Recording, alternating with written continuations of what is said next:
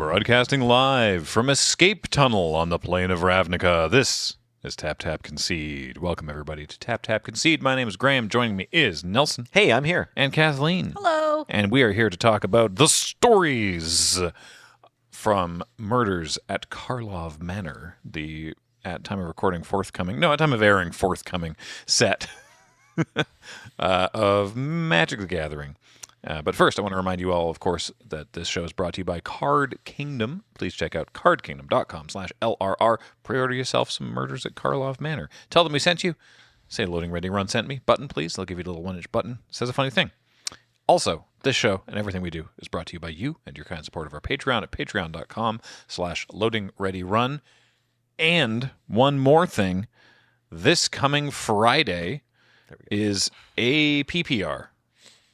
Maybe not the pre-release, but a pre-release is coming your way this Friday for Murders at Karlov Manor. A reminder of something that we said previously. We haven't been able, because of the things, obviously, haven't been able to get everything squared away and contracted for pre-releases proper for 2024. Still expecting that to happen, but this one is it's just us. It's just us hanging out and playing with cards first, because Wizards did at least still send us product to use.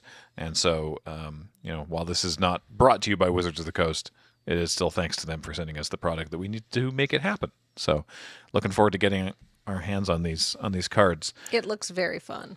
Because, apart from just being cool mechanically, there's a lot of flavor and lore happening.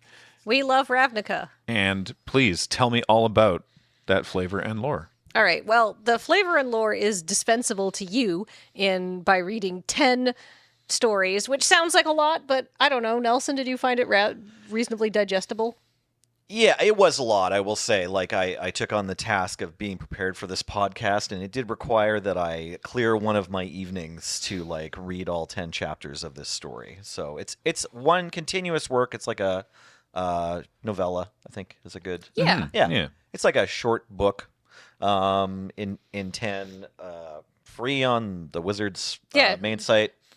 Just type story Murders at Markov Manor and you'll get this honestly really well written, fantastic piece of work, I would say, by Shauna McGuire. Yeah. Just Google Magic Story and it will take you right to the main page there. They have a whole website for it. Yeah, it's free.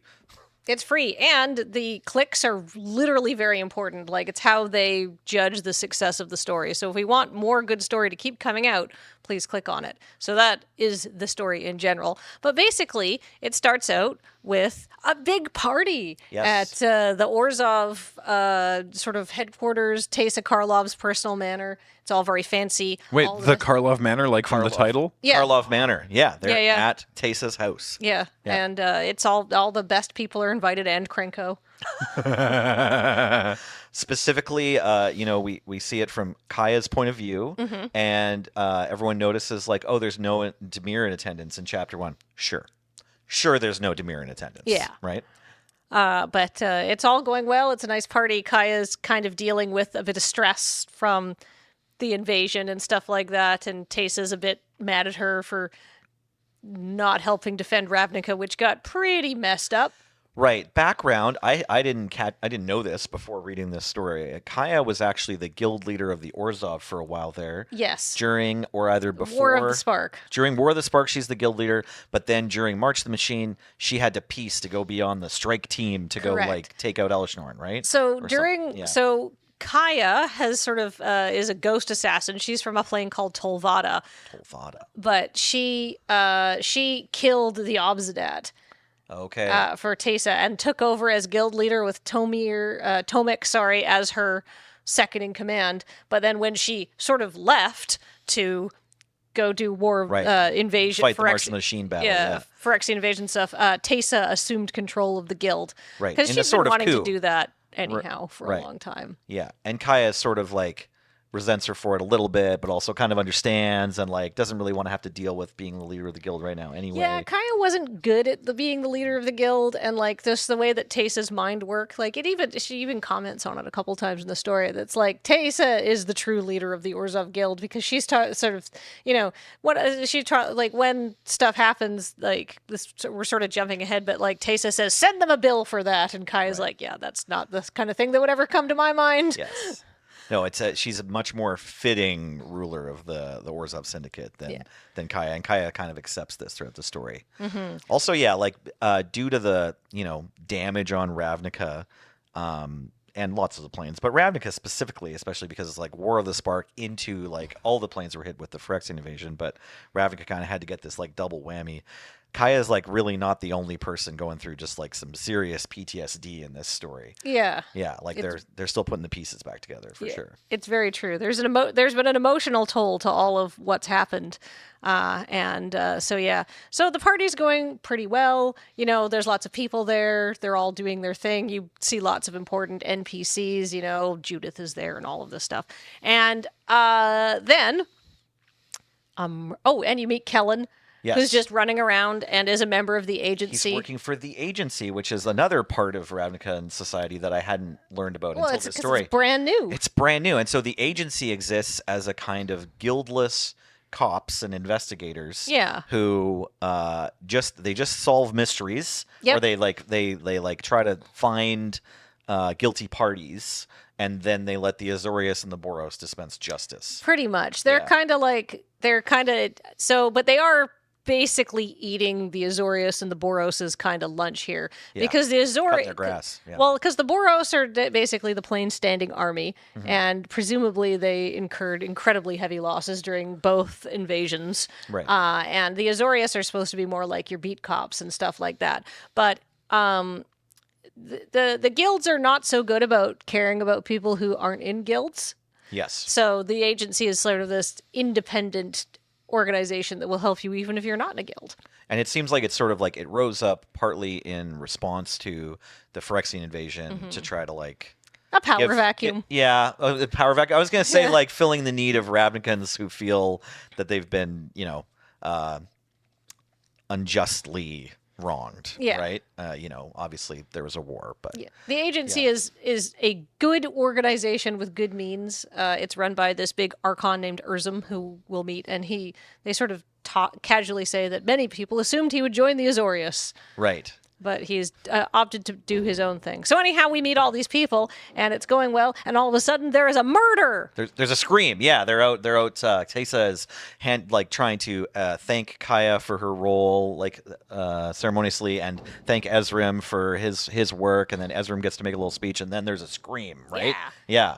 So then they find out that inside one of the private rooms that they were keeping the coats in, it was like one of the side rooms where you can have a little meeting or a cup of tea at Karlov Manor, where the servants have all been collecting everyone's coats.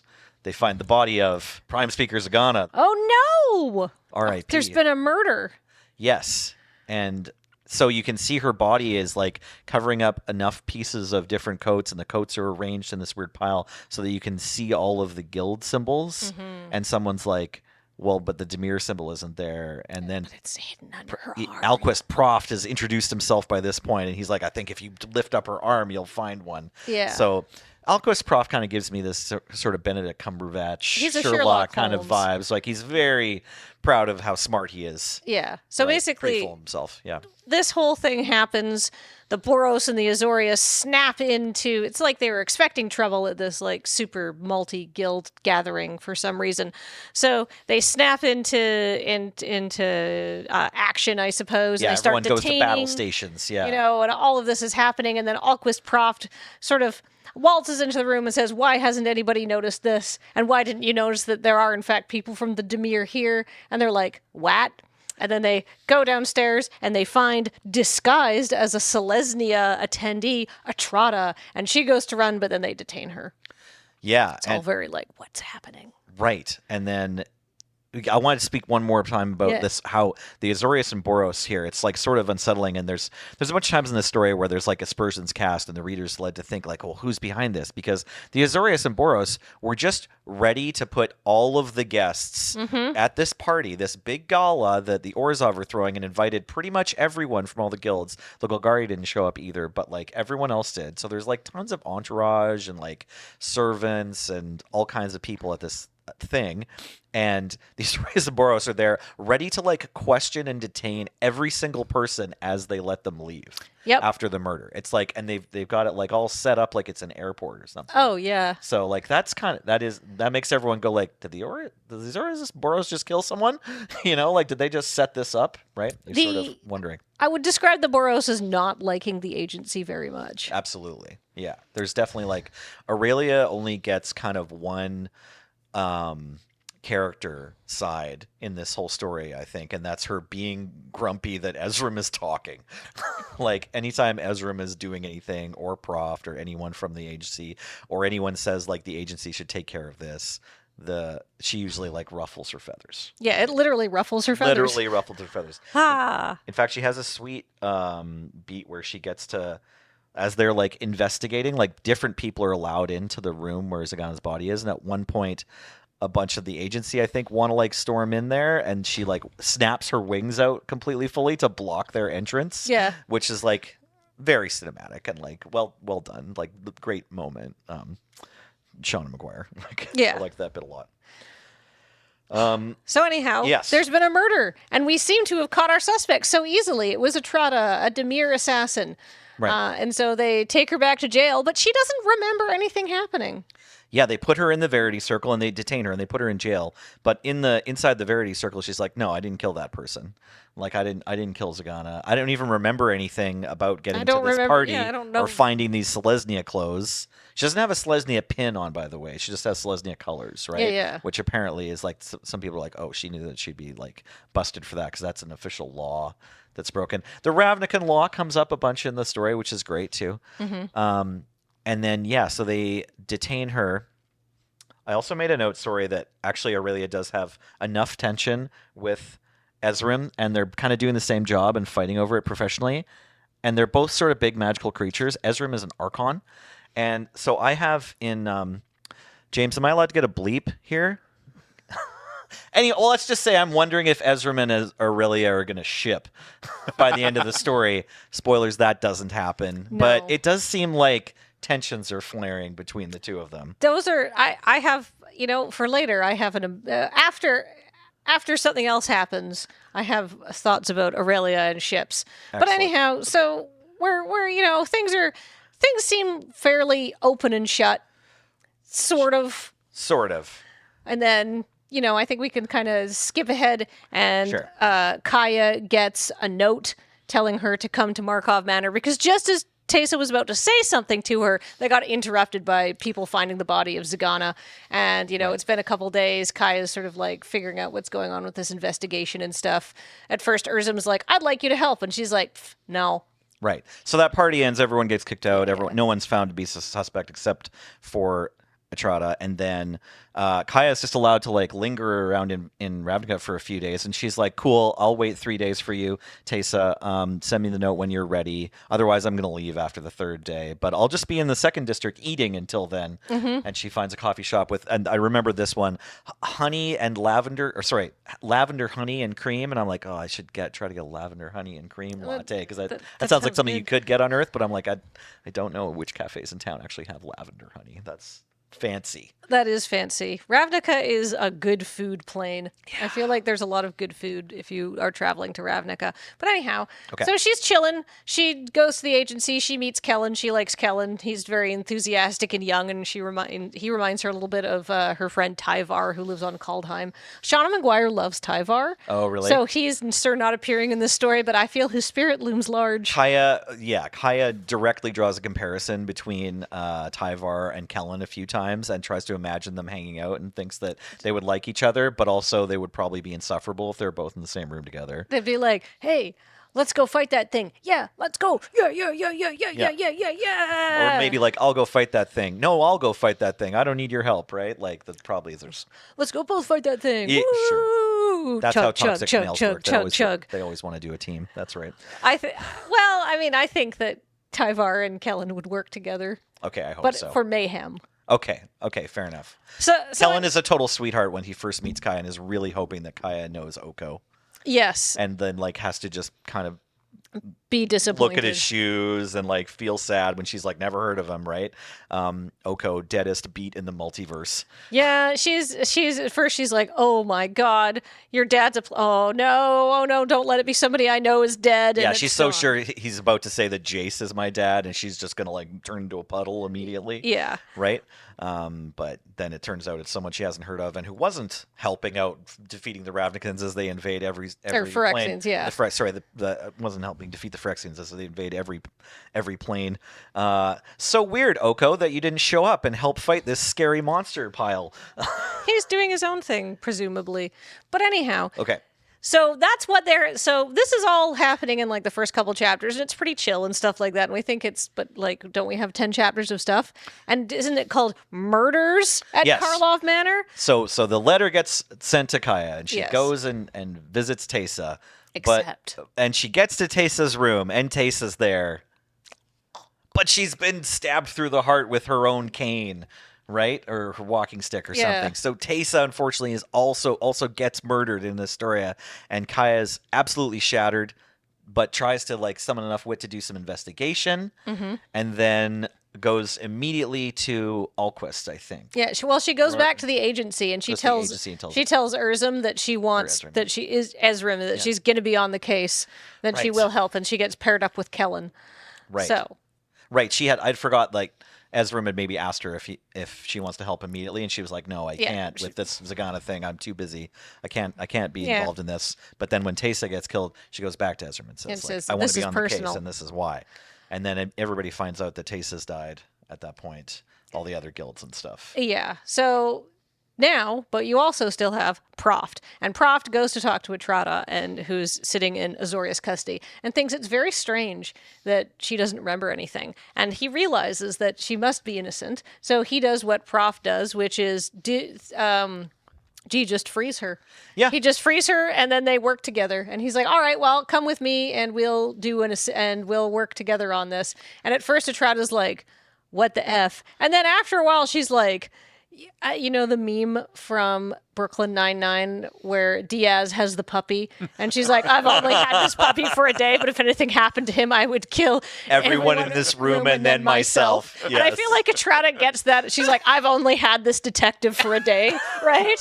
She starts, after she realizes that Proft is a beautiful intellect but has zero survival instinct. Right. Right. She's like, "Oh God."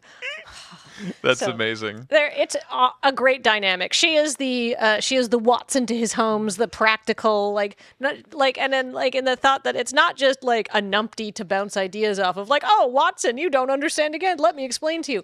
Watson's also the more like capable, sensible one, and that's the role that Etrata fills. See, that's interesting because when we were working on the flavor text, we didn't know any of the story. I was also. We didn't know who Proft was. I was also going through my treatments at this point, so I don't remember a lot of details. Like, I didn't know that Teysa died until the stories came out, which bums me out because I've got every Teysa. Don't worry, she's still leading the Orzhov. That's true. Yeah, they don't care that she's dead. On Ravnica, that's not a career ender. barely it's just it's a speed bump. Yeah.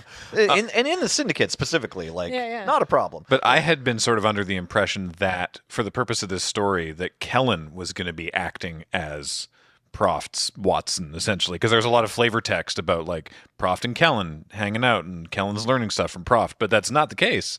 And also, Kellen's around in the same way that he's around in the Wilds of Eldraine story, except even less, like he's even more in the background, because jumping way ahead in the 10th chapter, like the climactic, I'm not spoiling anything yet, but the climactic battle is over. And he's then been told to wait outside. He's been told to wait outside. And Kaya goes outside and is like, "Oh, hey, Kellen." And Kellen's like, "Yeah, they told me to wait out here." Guy's like, "Boy, okay, wish you hadn't, but I mean, guess it's cool it's you're probably alive." better for your health that you did. But I love that it's like Kellen's there, but he's he's non-participatory. Well, he helps Kaya. I know. Like, he's Kaya's assistant, right? Okay. So we got Proft and Etrata working on one angle, and Kaya and Kellen working on the other. Proft is like, Kaya and Kellen, I would say, are more like the agency's actual like people, and Proft is just like, we just let him do his own thing. He gets good results. Oh, Yeah. real quick, what is the full name of the agency? Oh, It's the Ravnican Something funny. agency Yeah. for magicological investigation. That sounds right. Yeah. I put think, it. Yeah. In I think that Kaya rolls her eyes at the name of it in the first episode or Look, something. It I is would something kinda like funny. to say that Yeah. we had no part in that. No. Because it sounds like nonsense we would make up. Yeah. No. And well, we didn't make up like any of like the big stuff and like. Oh, that, no, like- we're not part of the world building and everything. I mean, to be fair, that they didn't ask us for input, but they were like, we haven't finalized, when we were working on it, they were like, we haven't finalized the name of what this is going to be called. So right now we're just going with the agency. Yeah. Right. And we'll figure, we're working on that. And so we were like, okay, cool. But then, yeah, we did not come Yeah. up with the Ravnican. The Ravnican Agency of Magicological Investigations is Doesn't- the official Right. full canon name because like Does a not lot trip of off the tongue. Well, a lot of the stuff that I mean, Ravnica's a goofy place. Like it's got some silliness to it. And coffee. Yes. So Anyway, sorry. So back now we to you. have two main groups of characters we're essentially following. We have Kaya and Kellen, who are going to follow the agency's path, and Proft and Atrata, who are doing their own thing. Let's talk about Proft and Atrata. So Sure. they go to they're They going go to Atrada's house. Yes, exactly. Yeah. They go to Atrata's house and they find out there's some strange substance that's been sprinkled on her pillow. Right. And It's so- not cocaine, Nope.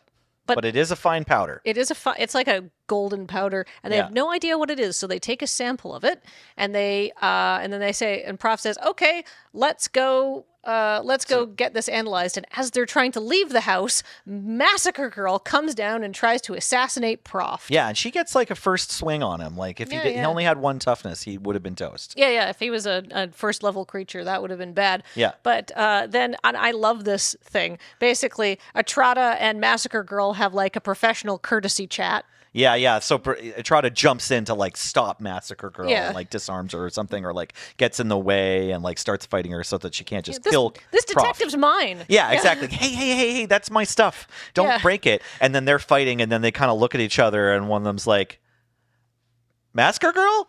Atrada? And they're both kind of like, thought you were dead or whatever, Yeah. like didn't know that you'd be doing that. And then, they have this hilarious professional chat. Yeah, where basically it's like, oh my God, I'm so sorry. I didn't realize he was with you. Okay. Like, I mean, and then he's like, I won't kill him. And it's like, okay, cool. Who sent you? Well, they didn't pay for me to be, secretive about it, but somebody who didn't want him interfering in guild business. But okay, peace, bye.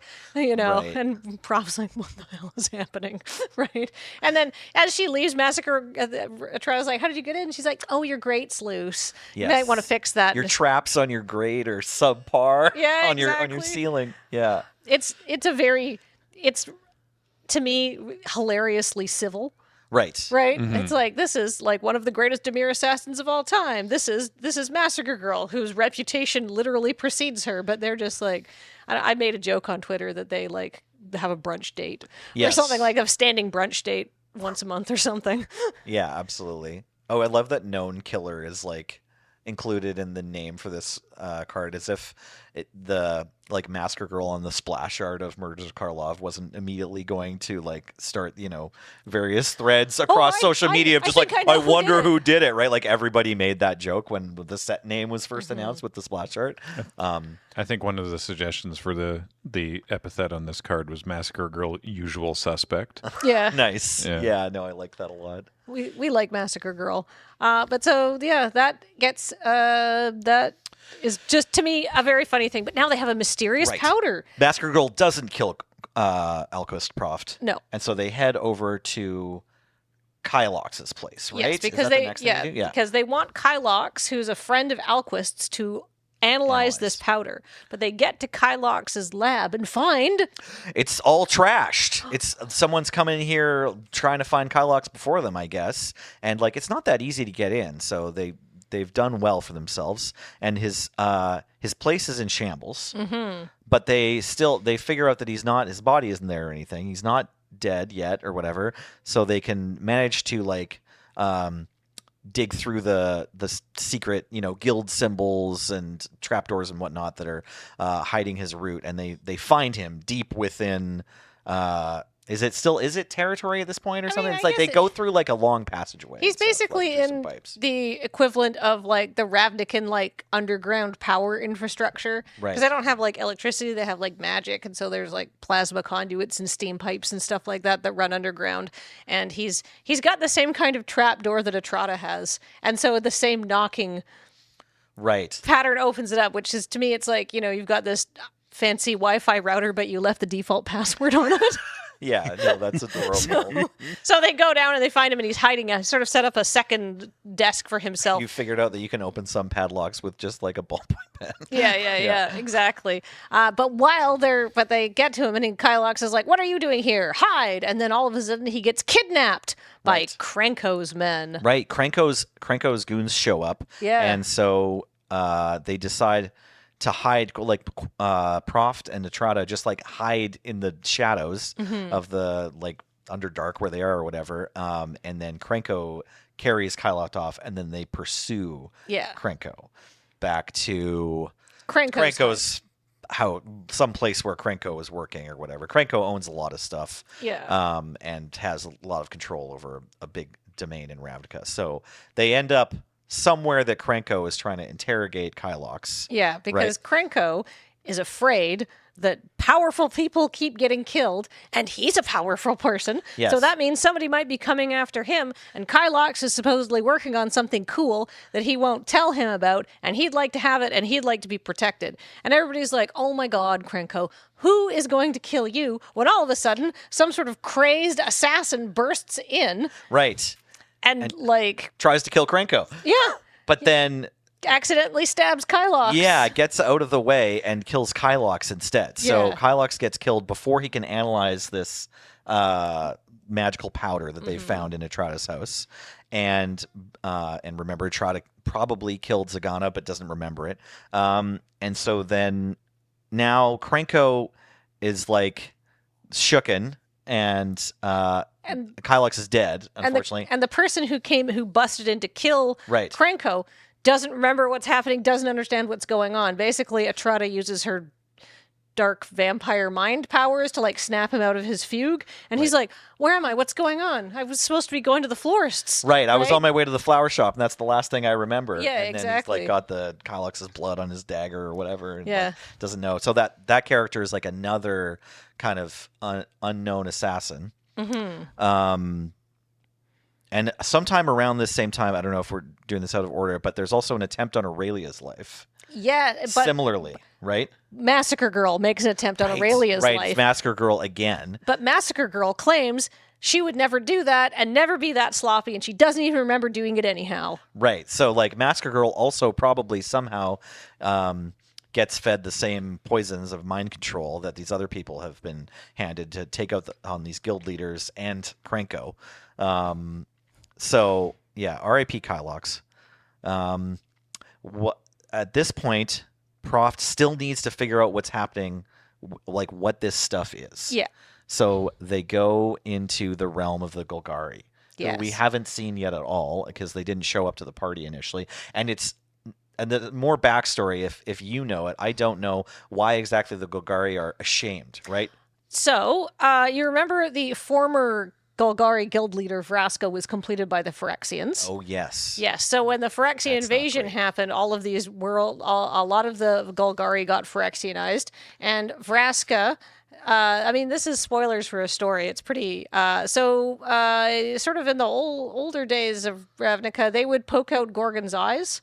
They would Okay. blind them. So Vraska basically went on a blinding spree and killed a lot of people in the Okay. 10th district during the invasion, and the tendrils of Realm Breaker actually dug into Ravnica and lifted huge sections of the Undercity above ground and messed a lot of stuff up. Right. They mentioned that Karazda looked different Yeah. from last time they were there. Okay, so Vraska was, this makes sense from Yeah. what little I knew of playing with the Martian Machine cards, but Vraska was instrumental in sort of In leading the attack leading the invasion of Ravnica. So the Golgari are both like fewer in number and also like guilty for their part guilty in the Ravnica by invasion. association. Basically, when the Like feeling guilty, I mean, even though like the remaining surviving people maybe weren't trying to kill all the Ravnicans. No, but like a lot of people are like, I mean, I don't think people love the Golgari to begin with because they live underground and deal with death. Like they're But they also run the food banks. yeah, exactly. But there's not as much money and power in making sure everybody gets an apartment and some food, Sure. right? Okay. So the Golgari were already kind of like an economic, literal underclass. Right. And sort of looked down upon a little bit because of that. Mm-hmm. And so now you've just got like the added like your people tried to kill us all Right. kind of vibes. So it's a bit awkward. And people also weren't super happy about the Simic afterwards. You can see that there's a reference to the guild's tarnished reputation, but not because the Simic were like, yeah, go Phyrexia, but they're like, oh, what's this oil do? Right. Maybe I should experiment on it. Of course. Because that's how they are. So yeah, to a lesser extent, maybe viewed with some disdain now. Yeah. Anyways, Proft decides to go and try to find Izoni. Yep. And succeeds and asks her to examine this this substance. Mm-hmm. And Izoni, who gets only a brief mention, like there's just 2 scenes that we see Izoni, but very cool character. There had been some hints. Proft had noticed that Izoni was spying on what's happening because there's they there's saw a little spider spiders here and everywhere. there, and Proft is like, that's not a spider, that's Izoni. It is a spider, but Yeah. related to Izoni and going and whispering back to Izoni. So we get to meet Izoni in her, in her natural setting, Her lair. her I lair, guess. exactly. She's cool. She's just trying to solve the mystery. She's not involved at all. She does not want to get involved, but she knows that people are dying randomly, and Yeah, wants to know what's up with that. So she confirms that this substance is natural. It's not synthetic. And it's also not from Ravnica originally. Mm-hmm. So we get to learn that. yes, spooky. Yeah. And so with that information, We should check in with what should we- Helen and Kaya have yeah, been doing. I think that's so then Proft and to try to successfully learn all that. Mm-hmm. Okay, so back at the agency, Kellen and Kaya initially, right after Tace has been murdered, Ezram sends them out to meet Judith first. Is that the first thing they They do? get assigned Agris Koss. The ghost of Agris Agris Koss, Koss right. comes and joins their party. Sort of, he's sort of coming on as like a Boros liaison almost. He's been seconded to the agency to deal with this. He remains too old and too dead to deal with it, but yet here we are. Right. He reports back to Aurelia like twice a day. Yeah. But he's like at the agency, like Spirit of justice. Spirit of justice. There you go. Yeah, exactly. He's at the agency to kind of like watch, maybe help in some capacity, maybe just offer any advice or like tell them when they have a good idea and like lend support. Mm-hmm. Right. So I think he does that. Like at some point, someone says like Judith was at the party and then like That left disappeared pretty early. quickly, right? Yeah. I think and then I think, is that the first place? They definitely Kaya and Kellen, I think both go to Vichugazi and They go to Arbor, talk. or what's it called? Yeah, go ahead. They go to talk to Judith at her club, the Hellbender. Hellbender. Thank you. Yeah. And Judith is like, oh, why would I be involved? But maybe you should look at the guild pact. Right. Right. First, she's like, we're not open yet. But I Yeah. guess I'll talk to you. Like they get there, they get past a guard that just tries to kill Proft, right? Or Kaya. Mm-hmm. Sorry, yeah, right. We're with Kellen and Kaya, right? The guard immediately just tries to shank 'cause Kaya when she shows up. Well, I mean, like, here's the deal. There's things that have to be done when you are a member of certain guilds. The Rakdos are going to try to stab you a little bit. The Orzhov are going to ask you to pay them. Yep. It's just like, this is just like expected behavior. When it's Don't assume it has malice. It's just what you do.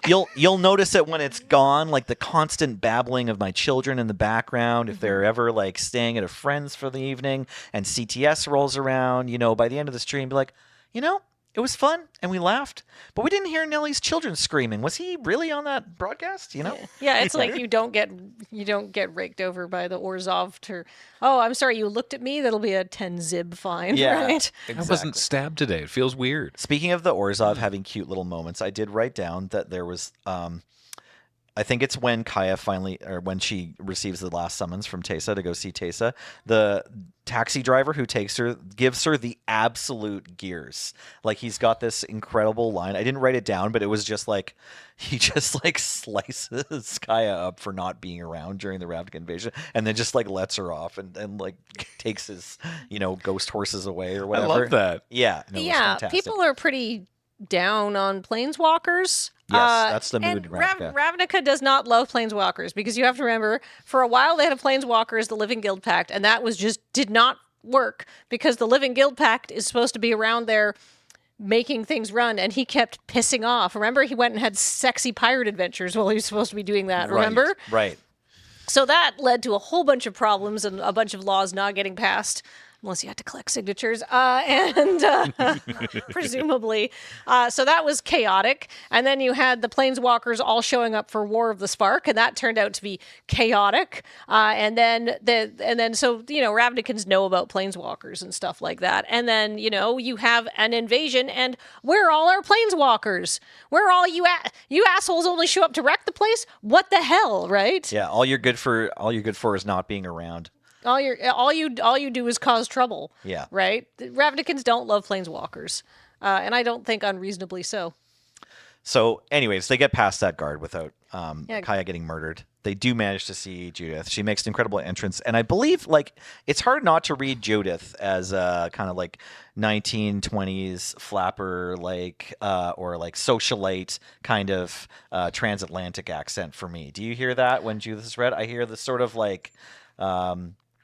high society of the height of capitalism. So to kind me, of dripping out of her voice. Yeah, to me, Judith is, and I wrote the flavor text on the new Judith. Actually. Oh, nice. Okay. And I would actually say a couple pieces of Judith flavor text. Yeah, already. yeah. And sure. to me, Judith is. I mean, she's got the perfect thing there, and she has a strong voice, and she's sort of not like a flapper, but sort of like a 1940s femme fatale kind of to me. Okay, all right. Where she's very powerful, and she sort of, uses her beauty and her sort of she wields power over people in a huge variety of ways, and she is a performer, and so she has just a magnificent amount of charisma. But she is cold. Okay. And I do kind of see that sort of it's like that sort of waspy accent. All right. Of good breeding and education. Okay. But instead and of razor wit. Instead of the Roaring '20s, we kind of see more of the Cold War sort of era with her. Is that what you think? If it's the '40s, is that more? Is she La Femme Nikita? She's like the nightclub singer that turns out to be the mob boss. Okay. Right? Does that make sense? Yeah. I think you got the flavor text on Judith's dossier version as well. Which one is it? I don't remember offhand, but I think I recall that you clicked with Judith so well that you ended up with both owner and star of the Hellbender, a trendsetter in both fashion and violence. I'm not sure I wrote that actually. Maybe not. But I mean, that's. But yeah, I do definitely remember. Oh yeah. I don't. Because she's a performer. Yeah. So I consider my read of that, maybe not my voice, but the tone of my voice, to be pretty canonical. I think for. Awesome. I shout it from the stage. Yeah, Judith appears a few times, and I think her scenes are well written. She's a great character. And she really, as a character, she really pops. But when they're investigating, she's like, you need to go look at the Guild Pact. You need to go look at the first version of the Guild Pact at V2 Ghazi. Yeah, because V2 Ghazi has been moved and has now been relocated to sort of a park area, not where it used to be because it was damaged in the invasion, and they're trying to let it rebuild. And is V2 Ghazi a tree? Yes. Yeah, it's a tree that's also buildings. It's also the Guild Hall. And they moved it? It can move. Cool. moved it. I assume they did some sort of transplant. You could transplant a tree. It's a big tree. I think it just gets up on its own and walks away. Like, Oh, okay, that makes sense. Like like the fight with Realm Breaker, like really involved Vitu-Ghazi, right? I think. You don't really see exactly what happened on Ravnica. You see it from Vraska's point of view, the Ravnica invasion, and it's very disjointed because she's desperately trying to fight the Phyrexianization the whole time. Right. So they go to New Vitu-Ghazi, which is like a cabin in the woods, kind of like. Yeah, it's like on a big moor.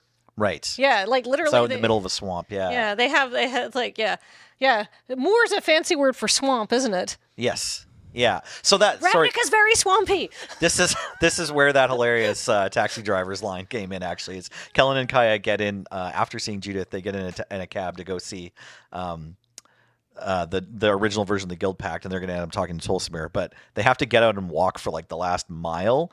And I remember now Kaya is like, "Hey, you could have like let us know when we hired you that this is as close as you could take us to Vitu-Ghazi, right?" Cab driver, and he's just like, "Yeah, and you could have stuck around and helped us fight the Phyrexians. See ya." Great. I love like that seems very New York. The taxi driver's going to tell you exactly what he thinks, and if like a politician or something gets into like a New York cab, which of course they never would, right? Be like, "Oh, look who it is!" Like they're going to get read the riot act. Yeah, I love that. That was fantastic. So Vitu-Ghazi is like basically kind of like been relocated. It's like sort of a museum kind of. They've got artifacts there that you can go look at. So they go look at the original Guild Pact. And it kind of maybe says that Rakdos might be involved, but even Kaya is like, this doesn't make sense. This doesn't seem like, I don't know, man. If Rakdos wanted to sow chaos, which is kind of his vibe, you'd think it would be more like, blood flowing through the streets and like mountains of bodies and stuff like that, and less artfully decorated pile of Prime Speaker Zagano's body on top of like a meticulously crafted set of coats. Yeah, so Kaya's like, I don't know, man. What is Judith playing at? I don't believe this for a second. It feels like a red herring while you're reading it, right? Yeah, exactly. Yeah. Even the characters aren't convinced. Yeah, but there's evidence to like point towards Rakdos, and Judith planted it, basically. Like Judith said, like, you should go read this if you're curious about why people are getting murdered. So for some reason, we know that Judith is trying to like cast aspersions toward Rakdos himself. Yeah. In the original Guild Pact, it says like all the reasons for all the guilds forming and what their jobs are. And the Rakdos's job, the cult of Rakdos, is to like sate the god Rakdos with like entertainment and murder, and make sure that he doesn't cause all of Ravnica to like erupt in violent rage. Yeah. And murder each other. Yeah. Yeah. So but it's just not, I don't know, it's not theatrical enough. Sure. It doesn't, these murders don't feel like Rakdos murders, right? No. They don't feel like random fits of rage. I get angry sometimes, but I'm never like smashing something and then also like making sure that all the guild symbols are in the picture when someone comes to look at it. We know what a Rakdos murder is going to look at, because we saw Massacre Girl make a brief attempt on Proft, and, she stabbed him a little bit, but, even Atrata says, like, if she wanted you to bleed out, she would have, put blood thinners on her blades to make the spray better and stuff like that. Rakdos has, a degree of, like, there's an art and a craft to murder, and not enough people appreciate that. I feel like that's the Rakdos vibe. Right. Okay, fair enough. But speaking of Rakdos, aspersions do get cast on it, because Massacre Girl then tries to attack Aurelia, claiming she doesn't remember it. So Aurelia drags a chained Massacre Girl, who honestly kind of seems into it, into Ezrim's office. Yeah, exactly. And says, if you don't solve this, we're declaring war on the Rakdos in like 48 hours. 24 hours. 24 hours, She's like, you have one day to tell us what's going on here, or we're marching the whole Boros Legion up to Rakdos' doorstep and burning it down. Yeah. Kick him in the ass, and she's like yanking Massacre Girl around on a chain, and Massacre Girl's like, "Row," a little bit. That's the ship I have, at least. Okay, I did not catch that one, but yeah, sure. This Ezrim guy is Sean and McGuire makes sure to like take a few beats of kind of comic relief, asking the big important questions of how do Archons work exactly, and whether or not they are one entity on Ravnica, and we have to like wonder a few times, but then it does get answered for us. Yep.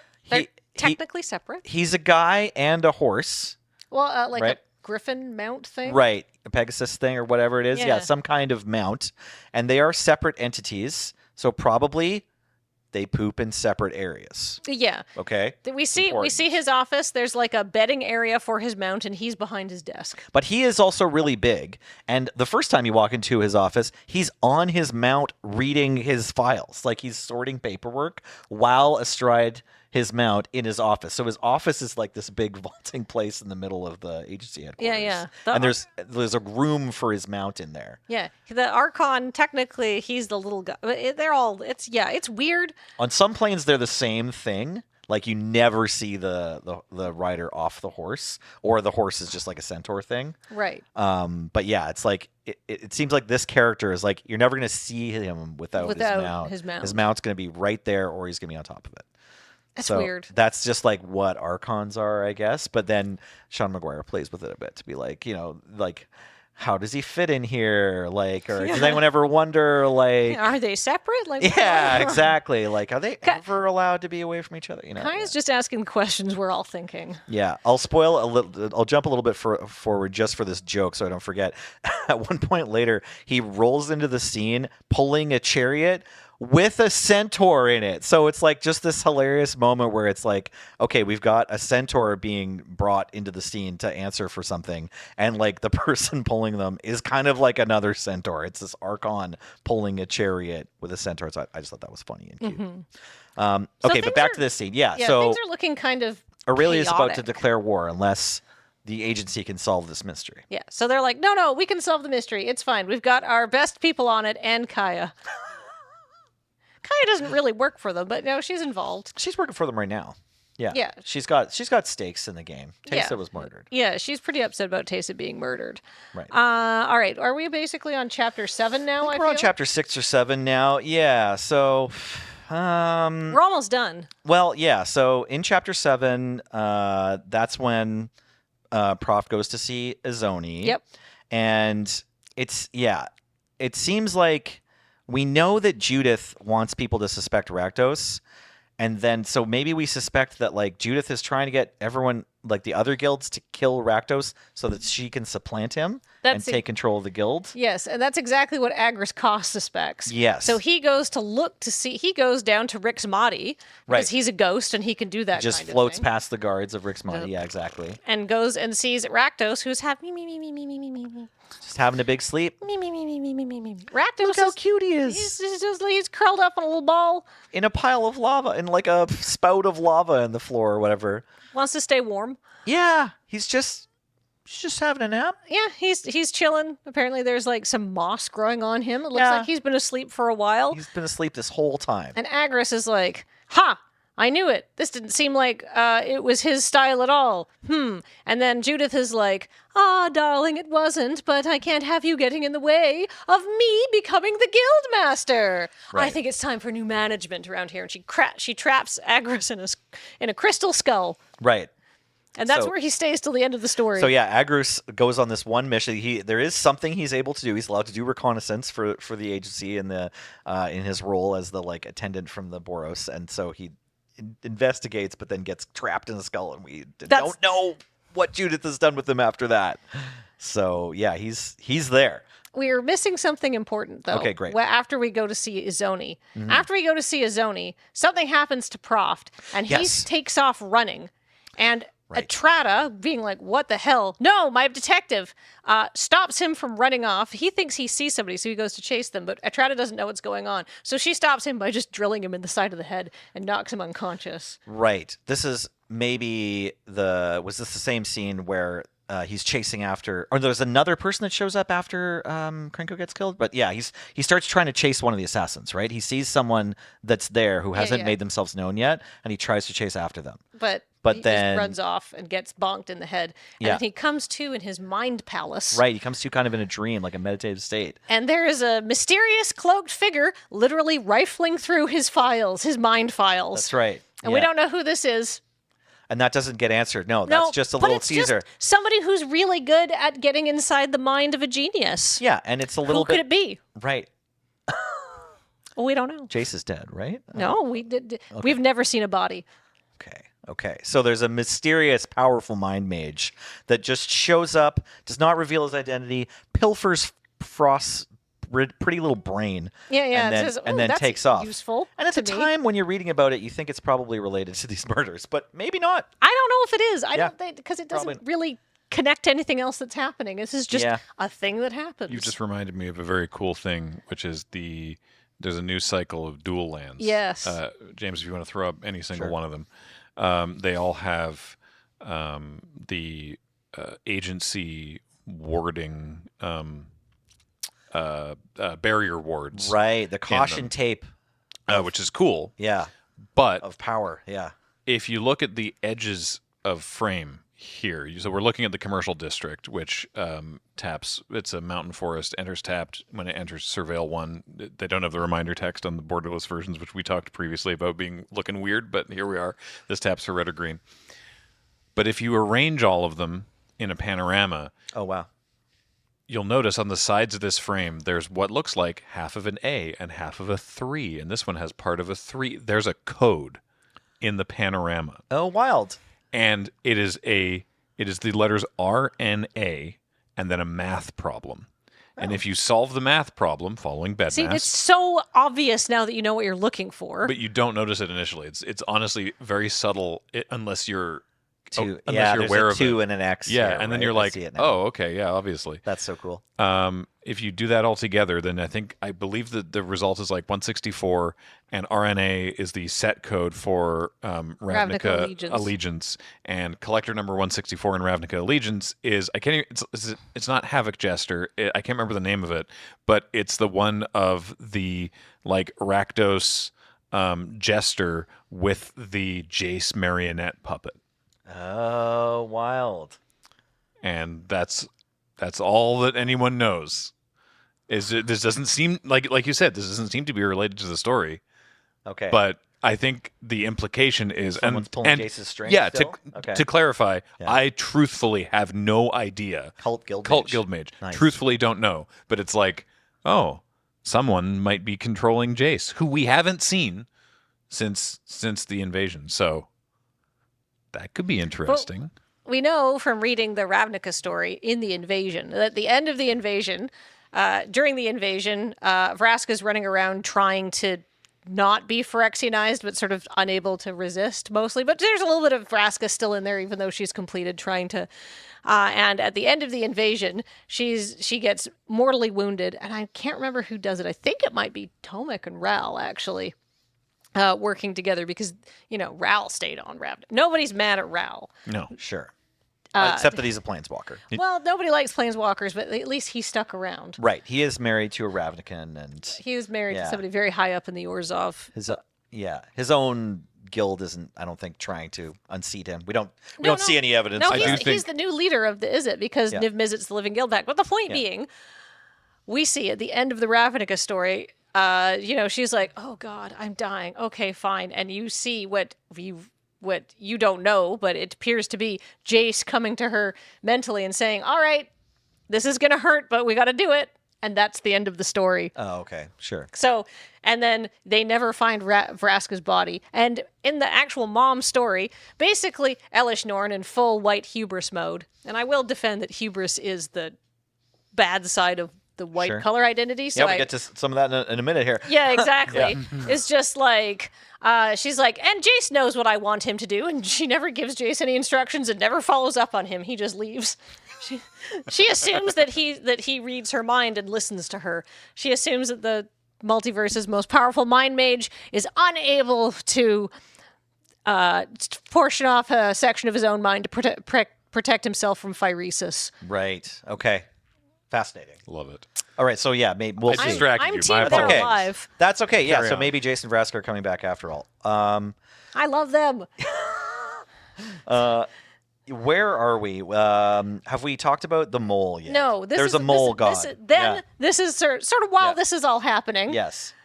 At the very beginning of the story, they talked about how nice it was that Kellen apprehended a mole god that was running amok in the 9th district. Right. At the party, he's congratulated for this event where there was a mole god, a gruel god, free and wrecking havoc. Ansrag, in the 9th district. rage mole. Yes. Which is some sort of harvest god, I think they described it as. Yeah, he's like a bountiful harvest, like a version of, I can't remember any other harvest gods right now, but yeah. Yeah, like it sort of resulted like, you till the soil and you had Exactly. to replant new things and stuff like that. But anyhow, Ansrag went on a rampage but they bound him up in an evidence capsule and put him in the agency's lockers essentially till the Gruul could come and claim him after they were done their investigation. Right. But somehow he gets out and goes on a rampage. Yes, hooray! That makes for good reading and dead agency detectives. And Kaya going incorporeal and Yeah, we get to watch a cool fight scene where Kellen manages not to die, and Alquist isn't there. Just Kaya, no, right? just Kaya. Kaya manages to like bop this thing on the nose essentially, and then get it back into its capsule pretty quickly. Like Yeah. it doesn't leave the agency. It does wreck the agency. Like it breaks the roof, and like you can. I mean, if you They're look at not the happy card for about it. Ansrag, it's like Yeah. that's the picture of Ansrag is him breaking the agency into several pieces. So yeah, then they managed to get it back into the capsule, and it's like, how did that happen? Like, who snuck in here? And it must have been someone who had access to the capsule, or the evidence locker, right? So that's a mystery, and it's I think what sends. I'm trying to remember the next beat that sends Kaya and Kellen out, but pretty soon, Alquist tells Atrada that like they're done looking for evidence, and he's just gonna like round everyone up. And Kaya, I think, has like a moment where she's just trying to compose her feelings again and tell herself not to run away as like the tensions mount around her. What else do I have? Yeah, I think You took notes. This I is took very impressive. well. My notes don't. My notes though don't. I didn't take story beat notes. I just took my own reactions. Oh. So yeah, in chapter 7, there was this great bit where Alquist's mind is being stolen, where I was like, "Get it? Intellectual property? That's a pretty good joke." Yeah. As he thinks about, like Sean McGuire writes, he's thinking about his like mind property being stolen. It's very funny. Also, a bunch of people in the story get concussed into being unconscious, and I want to remind everyone that that's not a real thing, and no amount of time being unconscious is good for people. Yeah. So don't hit your friends to make them fall asleep. And then, the next scene or next chapter, Ezram is pulling Yaris, and Being like, what the F is up with your god? yeah, exactly. I think the only other time we'd seen Yaris was at the first party in chapter 1 and 2. Yeah, where he was like, he's let all our mad. god go. Let our god go. Exactly. Yeah. I like how even like the Gruul are just like, hey, can we have our god back, please? Like, Yeah, exactly. They're not just breaking stuff. They are like appealing to the law or whatever. yeah, exactly. Yeah, the Gruul are sort of like the good guys in this. The Gruul are kind of the good guys in a lot of things. Yeah.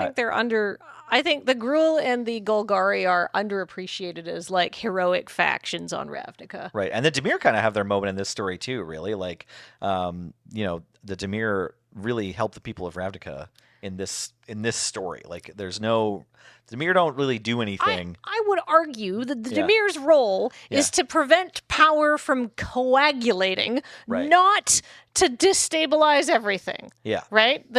Obviously, in the original stories, First the story, Dimir- the when Dimir Agris are Coast was bad. alive, yeah, They're trying to break the guild pact and stuff like that. yeah. But It's a different Dimir under Lazav's rule than it was under Sadek's. yeah, right? I think Lazav is actually not a bad guy, and I think Lazav knows that the Dimir's role is to make sure that no one faction can get too powerful Right. and control everything, and basically bend the guild pact to their rule. Because I think out left unchecked, the Azorius would legislate themselves into unlimited power. We forgot something. We did? And I'm not sure if Kaya let everybody else know at the time or not, but when Kaya's the first on the scene at Teysa's Yes. death scene, and Teysa was holding a note in Phyrexian, Yes. which like sends Kaya into a little spiral of like PTSD flashbacks. And she doesn't give it to the agency. She holds that So one for Kaya herself. knows that. But nobody else does. You're right. But I think Proft figures it out because the substance is from Is not from another space, that Ravnica. there's some sort of Phyrexian influence on what's going on here, right? So then he summons all of the players to a meeting in at Vitu-Ghazi. Yeah. This is very classic detective trope. Like, Yes. I suppose you're wondering why I've all called you here. Exactly. And so, like, everyone's there. Etrata's there. Aurelia's there. Yeah, Lavinia's there. Tolsimir's there. Tolsimir's there. Of course, it's like his house. Obviously, Tristani's there. But it's like her house. yeah, There's a card for it. It's assemble the players. Assemble Yes. the players, even it's called. I didn't know that. But yeah, they are all the players that we've been reading about. So it's like Izoni, it turns out, is there. Did we miss any guilds? Garus is there. Like, he's brought there because he's relevant, or like I don't know if did his life get attacked at some point too? I can't remember. So. If he's there though. Yeah, I mean, but I think basically maybe he's just there because Ezram had to be there, and Ezram was currently. But I think Alquist wanted him there. Yeah, they're representatives of all the guilds, right? Right, exactly. Yeah, maybe they're just representatives of the guild, and guild leadership has been under threat. Like a former guild leader and a current guild leader have both been killed, and then a third guild leader's life had been attacked. So like this matters to the whole guild pack. So they're at Krenko's there. Krenko's there because he was also attacked. Yeah. Yeah. So like everyone in the story that we've basically interacted with, Proft invites them over to Tristani's house and says, "Hey, the killer is among us in this room. I'm going to individually interview you, and if I could have a private room, Tolsimir." And Tolsimir's like, "Yeah, no problem, right over here." And he's like, "I'm going to start with Kaya because she's not from here."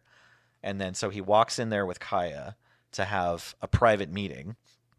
And it's at this point that he is testing a hypothesis and is actually trying to figure out who, like, he's got a theory, but he gets to prove it by getting himself alone with Kaya in a place where it would be really easy for Tristani to influence them.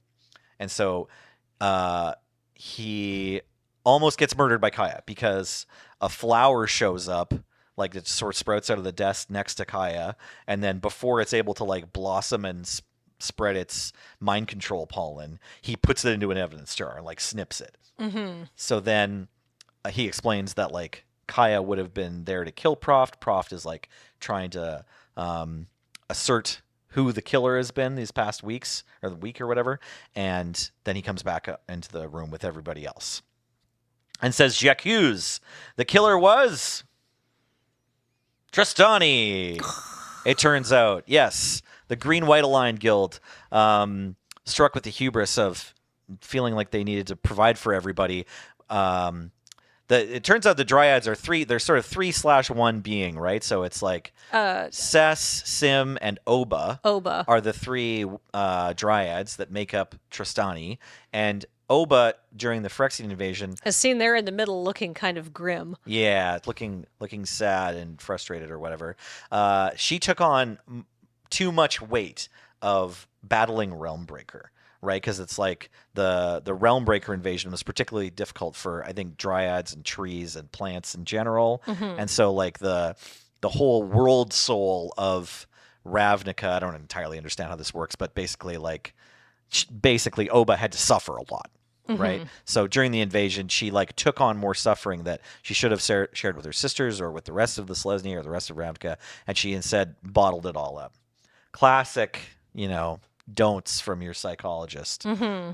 Tell your counselor what's wrong, kids. Yeah, she basically kind of snapped and went evil and went, none of you people are good for Ravnica. None of you people are helping and doing anything, and you know what? We'd all be better off without you. And you only even noticed when I started killing important people. Right. I've been killing unimportant assholes for weeks. That's right. Yeah, she comes out with just like, you only notice because I'm killing guild leaders now. I'm like, I've been killing people for weeks. She goes on. Jeez. Yeah. So it turned out she had this vengeance plan that she's been exacting revenge upon everyone who didn't live up to her standards of defending Ravnica.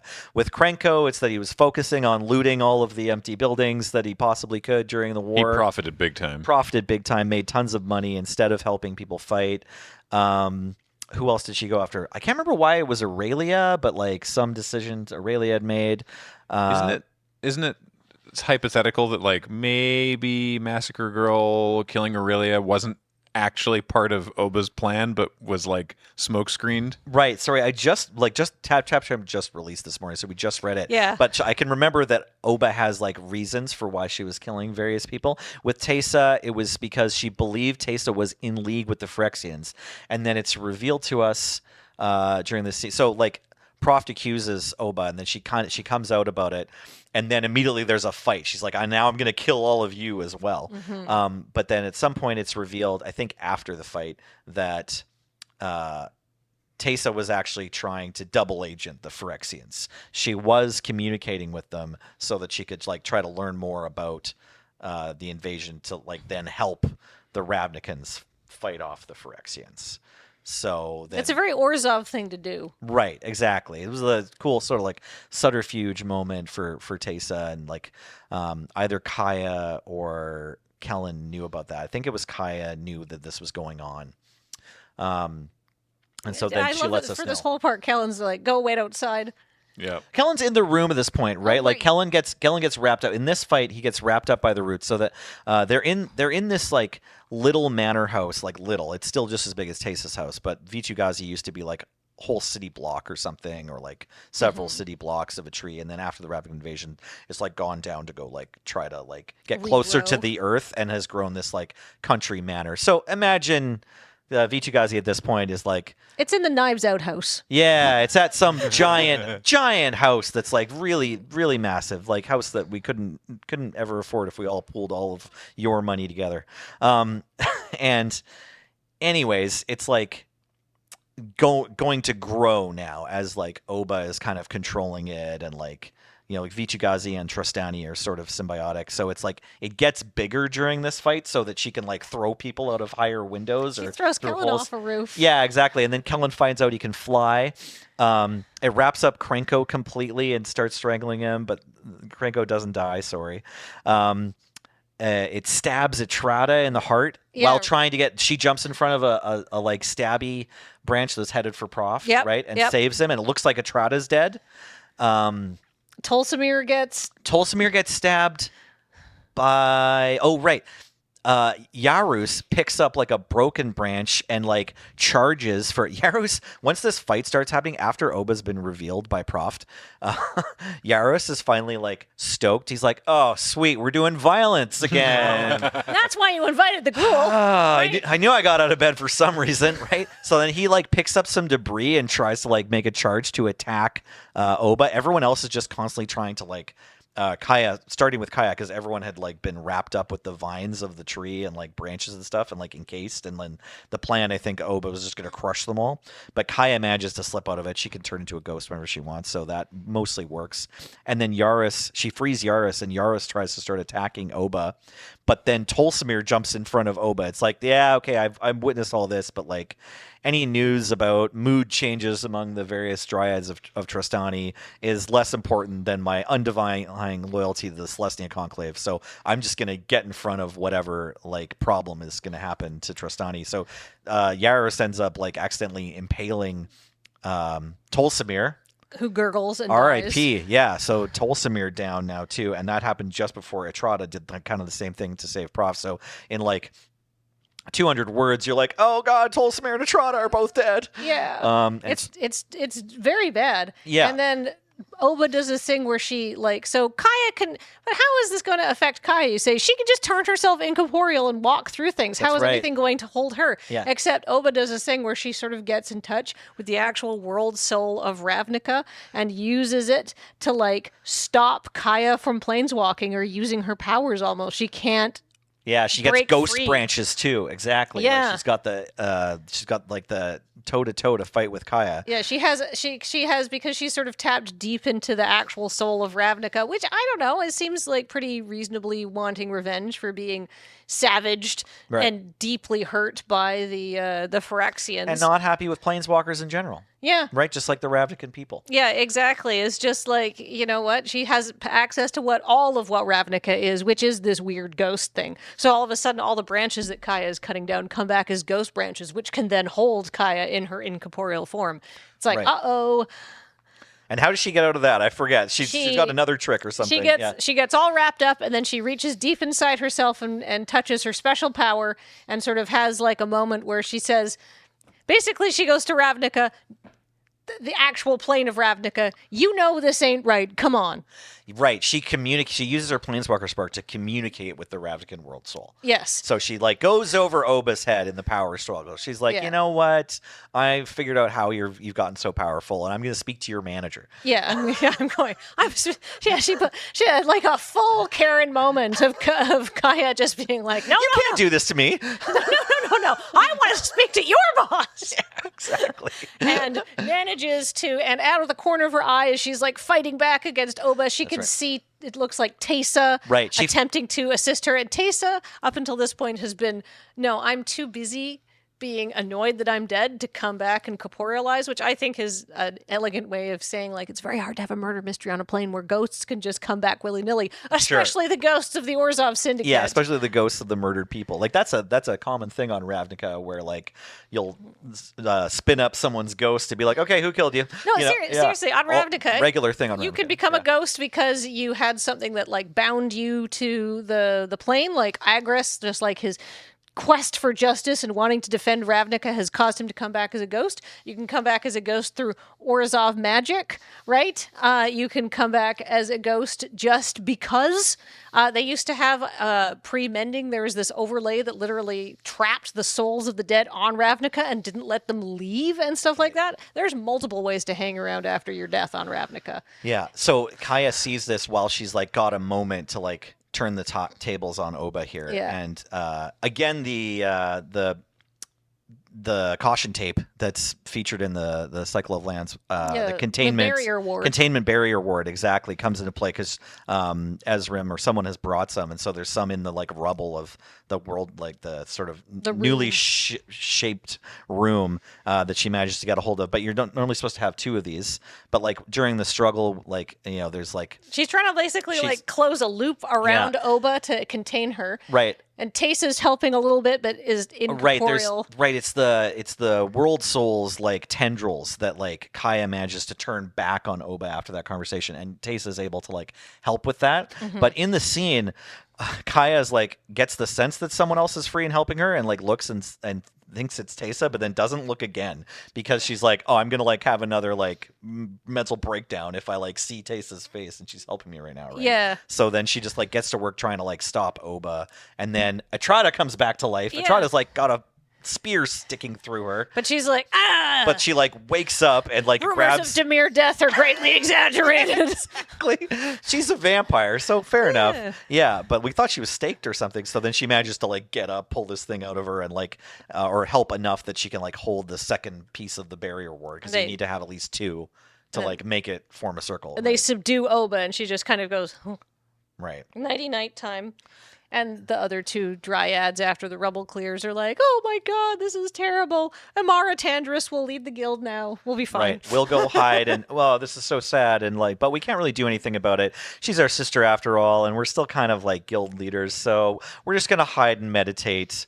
I'm pretty sure you go ahead and read the guild pact if you want, but there's no precedent for this, so there's no way that anyone can like take us into custody. Like, I'll find a law. Yeah, Lavinia's like just goes over to the next room where the guild pact is like, I'm going to be here until I figure out a way to arrest you and put you guys in his jail. They do make a reference to how you need to cut the rotten branch off a tree. They do. Or else the whole tree will die. Yeah. So that's right. They're like, yeah, exactly. So like maybe more big like changes coming. Kustani. Yeah, possibly. I don't know. I don't think Tristani will probably not be the guild leader anymore. Right, but then maybe also like Tristani will have to kill himself, or like someone will have to kill Tristani, or Tristani will reshape the Selesnya Conclave into something like new and twisted or whatever. I don't know. I mean, I would. The Selesnya Conclave's always been kind of weird, anyhow. Oh yeah. Oh, this is great stuff. I think like very in the all us Selesnya distrusters guild wheelhouse, I would say, for just like being a weird hippie commune. Commune with like. Yeah. Secret military aspirations. Sure, yeah. Or just like the white hubris feeling of like kind of being above the other the other Ravnikins or the other guilds, or having their own special place that's just for them. It's like, but it's supported by Ravnikan law. Like the ending of the story is just like, yeah. So Oba came out about being this like serial murderer, and we're not going to do anything about that. Like she's decided to hide, and Amara Tandris will be the new face of the guild, and like. Yeah, It's pretty fun. it's no more justice for Oba, right, or whatever. Yeah, Yeah, it's great. But it basically ends with Proft being like, Atrata, I thought you were dead. And she's just like, no, it takes more than that to kill me. And it's just like, but you'll have to, pay me back by bringing me on. Because after all, the Dimir has been so scattered and our guild leader is so dead. yeah. So very dead. So super dead. Yeah. So dead is Lazov. She's like saying that and like winking at directly Proft. at the camera. Even But Proft yeah. was like, "Oh, come on, we know that." Lazov. The last time we saw Lazov, I believe he was like directly like messing up Nicol Bolas's army, and The last time we know we saw Liz. that's Right, true. right. Yes, but Last time we saw someone claiming to be Lazov. his Yeah. take on it was that like it needed to be done, but the Dimir were far too visible now, and he didn't like it. Right. Fair enough. So, Lazov is dead. He's not dead. The Dimir are doing just fine. They're honestly doing great. Yeah. Infiltrating many powerful things. So Atrata gets brought on as... Dealt with this Selesnya problem really well. Yeah. Atrata becomes Proft's assistant because every Sherlock needs a Watson. Yeah, they have an incredibly cute dynamic for Dimir Vampire and an ex-Azorius mage. It's very nice. So we talked about it a bunch. But probably also Lazov is just like, hey, I need someone in the agency. Yeah, exactly. Right? Got it. And then we sort of end the story with Tace's funeral, Tace's actual funeral, like official funeral, like a few days later.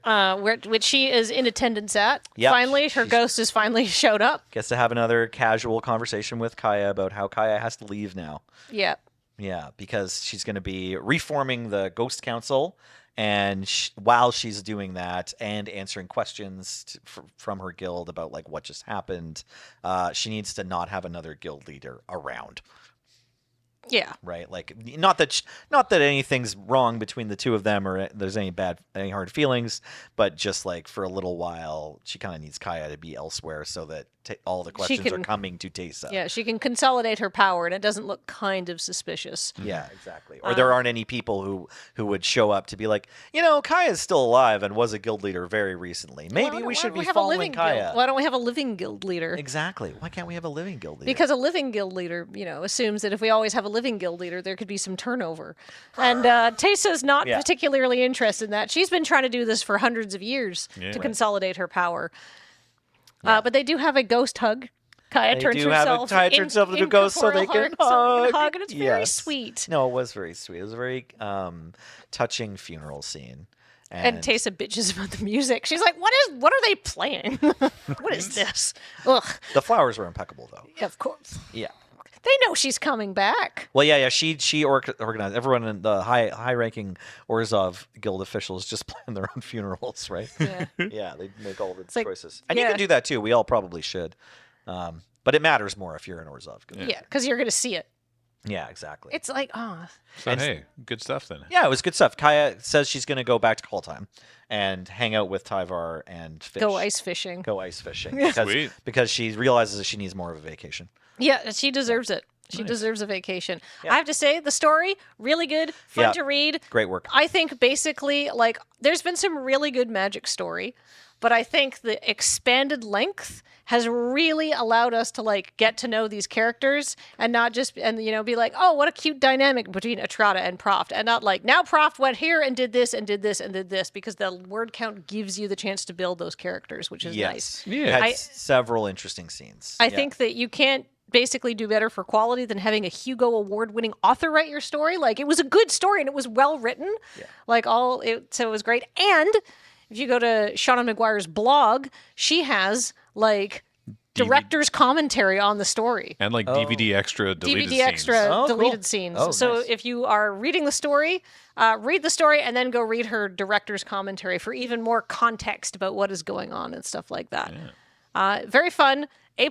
We liked it. Wizards, more story like this. Great. Yeah, well done. And if you're still here at the end of the lore episode, then why not enjoy some fan fiction as a D&D campaign? Because premiering this week is Oh, yes. By Law and Order 2. Oh my gosh, is that happening now? Yeah. So we'll be broadcasting it live on twitch.tv/loadingreadyrun, and the VODs, not VODs, we're editing them ahead of time, but the video versions will be on youtube.com/LRRTT, our tabletop channel. We'll put a link in the description. But yeah, Kathleen is leading a group of, it's Ben and Ian and Cameron and Wheeler to the second season of By Law and Order and the nonsense that goes on in the 6th District. Yep. The first one was just By Law and Order. This is By Law and Order, the 6th District. Yeah. So you're going to want to check that out because it's very good. But for now, that's going to do it for Tap Tap Concede. We've got the PPR coming up this Friday, so tune in for that. Video of it will be on this YouTube channel after the fact if you can't watch it live. But until then, I want to remind everybody that this show is brought to you by Card Kingdom. Check out cardkingdom.com/LRR. We really appreciate it. And also, we appreciate the support from you at our Patreon at patreon.com/loadingreadyrun. Until next time, I have been Graham, joined by Nelson. I was here. And Kathleen. I was also here. Thank you both for reading the story and giving us all that. That was awesome. James has been on tech. Heather gets these online. Thank you all so much for watching and listening. And we'll talk to you next time. Bye, everybody.